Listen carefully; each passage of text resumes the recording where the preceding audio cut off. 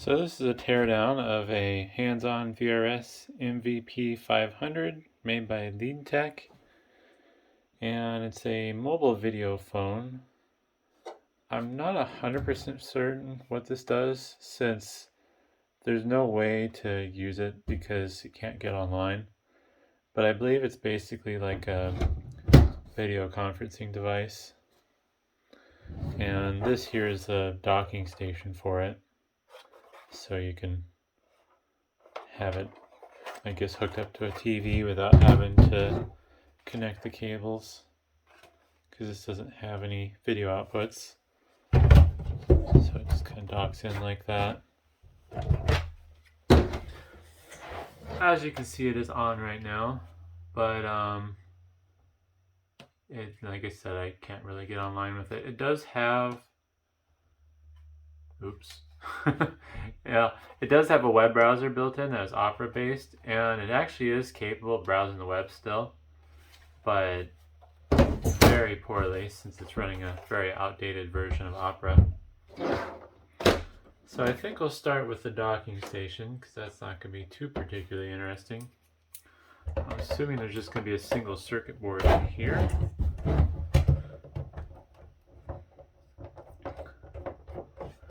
I actually have a couple of these, but there's just no discernible value, so the only reasonable thing to do with them is recycle them.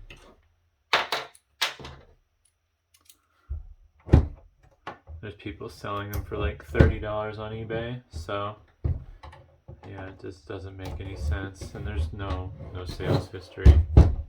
I looked in the past year of sales, and not a single one is sold. Unfortunately, I screwed up. These might have had value when I originally bought them, but they've been in storage for the last 2+ years. So, whoops. Hopefully, if anything, I'll make an interesting video. I'm kind of curious to see what's inside the tablet, that's for sure.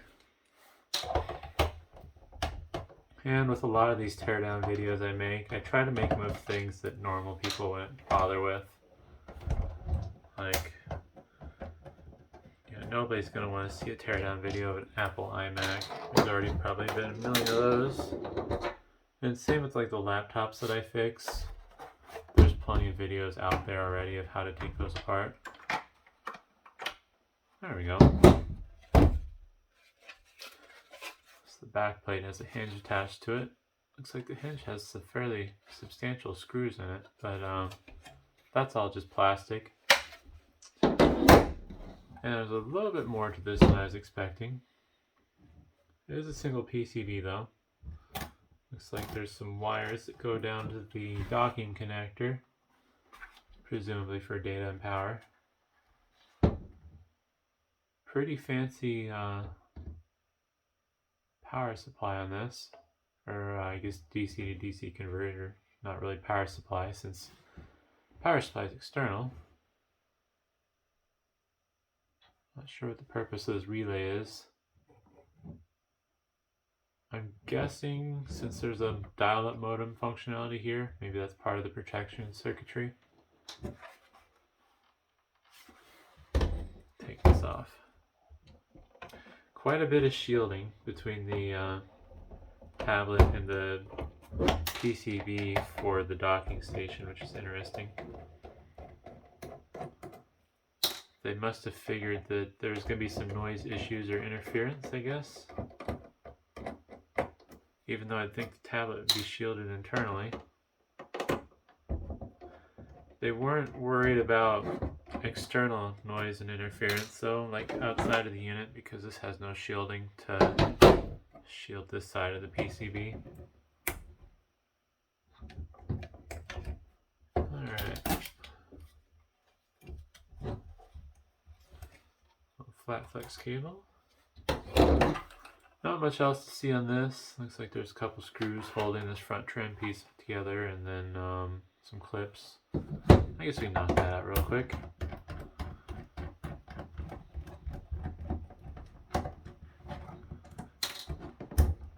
Take a look at how they mounted the docking connector.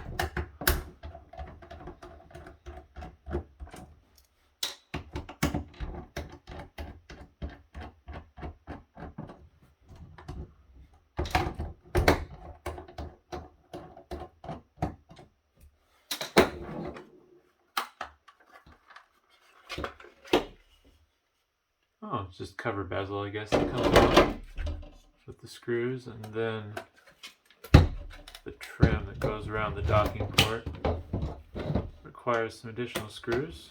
I guess it kind of makes sense they couldn't make that in one piece since it has to go around these supporting tabs.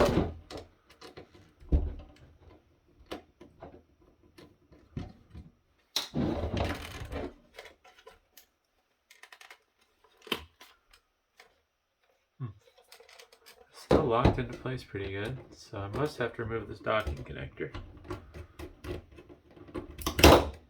There.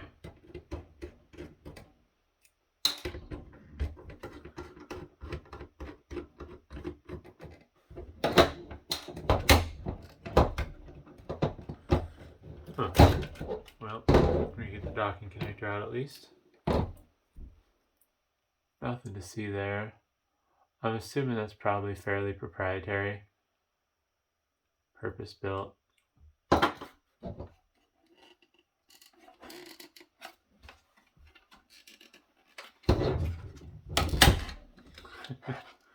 Eventually with enough violence it'll come apart.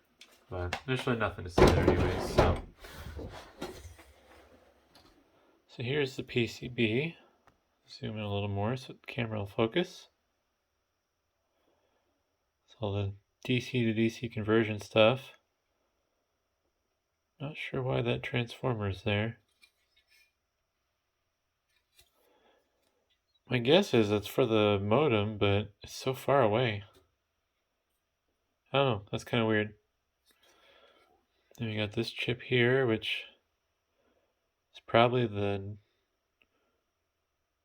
Yeah, it's probably a network controller. Because it's probably not... It has a built-in network jack, but it's probably not connecting those... Or it's not sending those connections electrically through that port. So it's probably just using a separate network controller chip. And this is probably like a USB controller if I were to guess without looking it up. And yeah, nothing on the back side other than some connectors.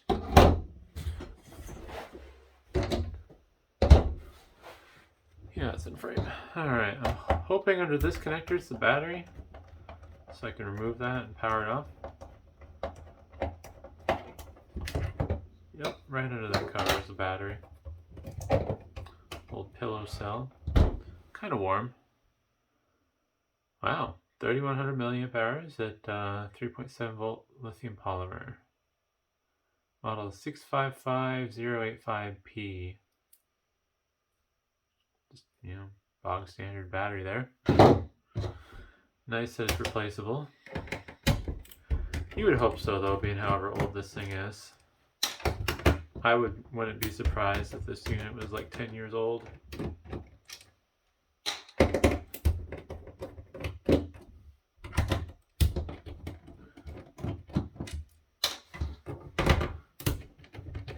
I kind of wish I could find a different purpose for this, but it's just old outdated tech and has no value basically.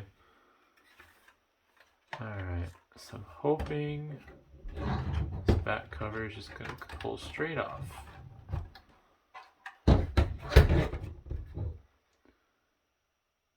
Something holding me up here.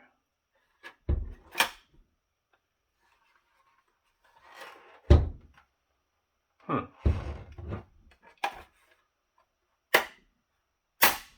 Ooh, crunchy.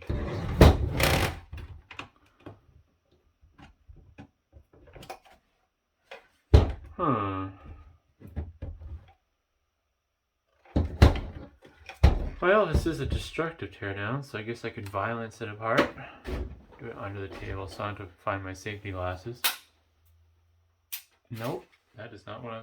Oh, I'm stupid. There's a screw right there. Oh, man. I should know better. There we go. Wow. There's a lot of stuff on there.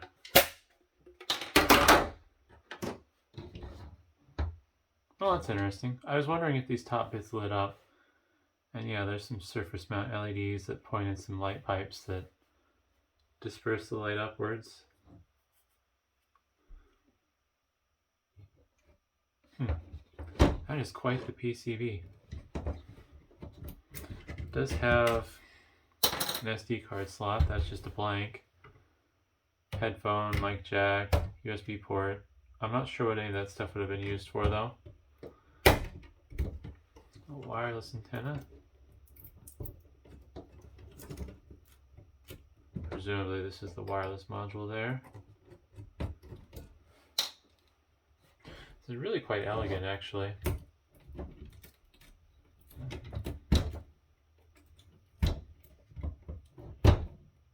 For being a random like third-party device, at least, it feels like a lot of effort was put into making this a finished product that was good.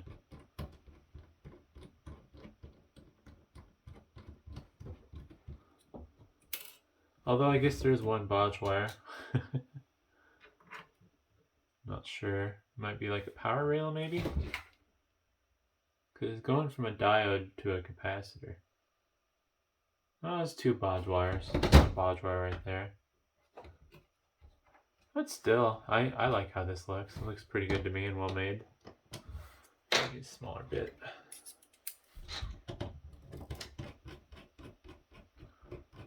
They put some glue on these screws. They couldn't back out, even though they're obnoxiously long.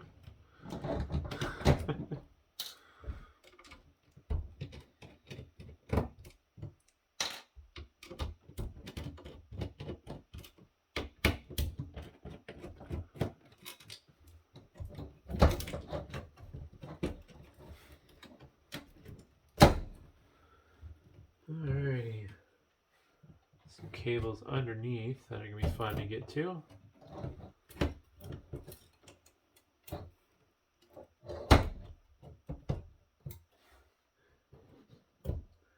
Sad thing about this is, if I was more inclined to like working on making stuff, there's probably a lot of really good parts that I'm going to be basically throwing away.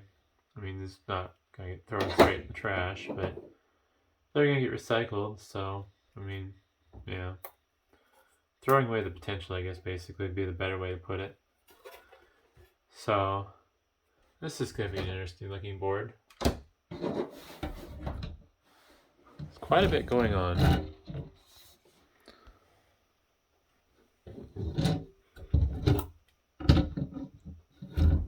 This DaVinci chip, made by Texas Instruments, seems to be the processor. Got a little memory there, and then this might be the flash memory for the operating system.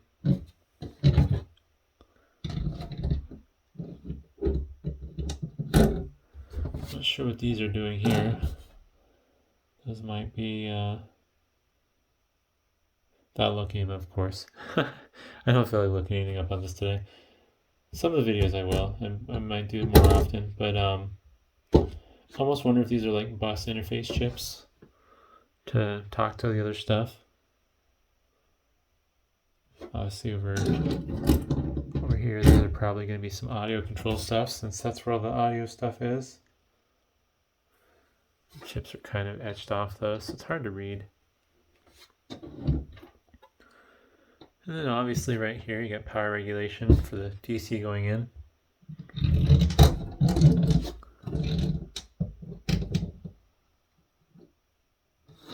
This looks to be all the wired network related components. Got a little pin header there. I'm guessing that might be for programming since it's really close to the storage. Got this neat little joystick setup here. Trying to tell, it feels like it has 8 positions. Your standard up, down, left, right, and then your diagonals. Kind of funny how that's just attached to the board, and then yeah, the little joystick nub sticking out of it. Yeah, I can't get it back on. But yeah, then the tactile buttons. Let's see. This by my thumb was the power button. And then get the home button over there on the left side of the screen. There's really the only buttons on the board. So that's kind of neat how they basically got the majority of the stuff that they could on the PCB.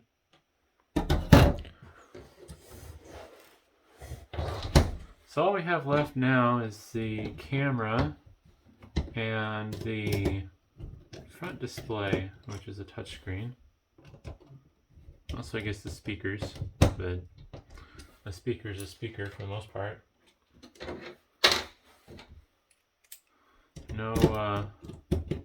No fancy Bowers and Wilkins stuff in here, at least.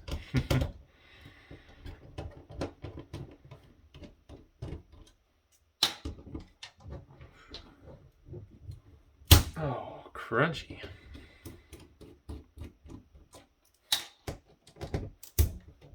I feel like it'd be kind of cool to repurpose the touchscreen in this unit, but yeah, I don't have the time or the knowledge to deal with something like that. Assuming they were nice enough to use some sort of standardized connection.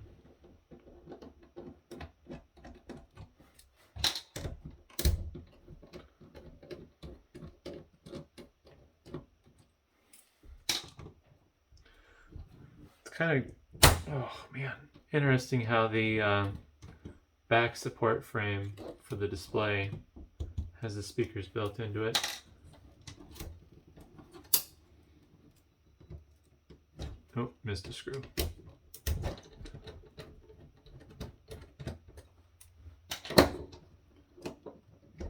Alright, so I need to remove this ribbon cable. This ribbon cable appears to be the power cable for the display.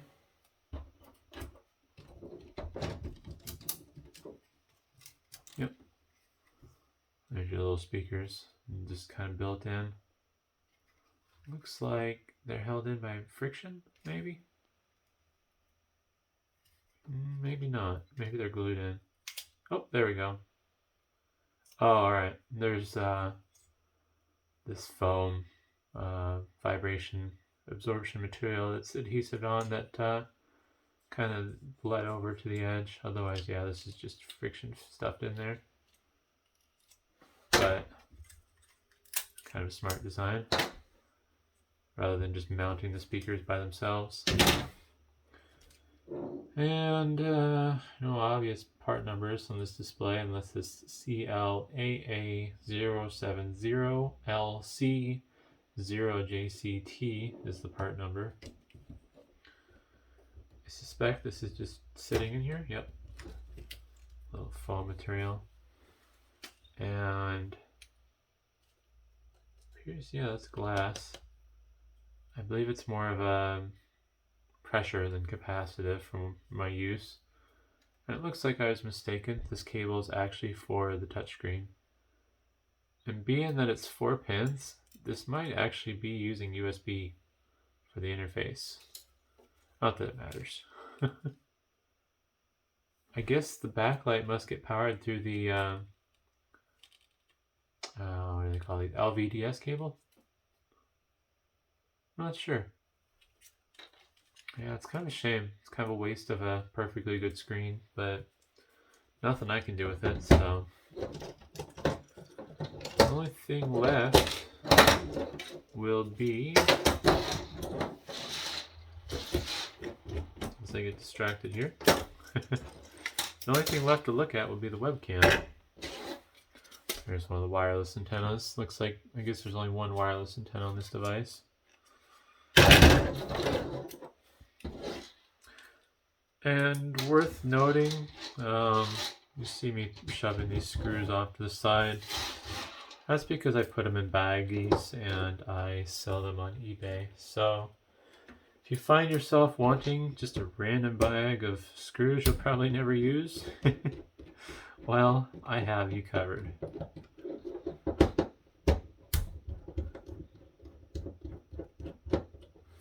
Kind of weird how they have a metal hinge on one side of the mechanism and then just a plastic. I guess it's kind of a hinge. It's more of a guide with a stop. So, oh wow, There's the webcam. Little ribbon cable. I guess I remember disconnecting the ribbon cable, so I shouldn't be too surprised there, but that is tiny. It's teeny tiny. Also, I have a feeling stuff might not have been in frame for a little bit. Whoops. There's the display if it was out of frame, and the part number.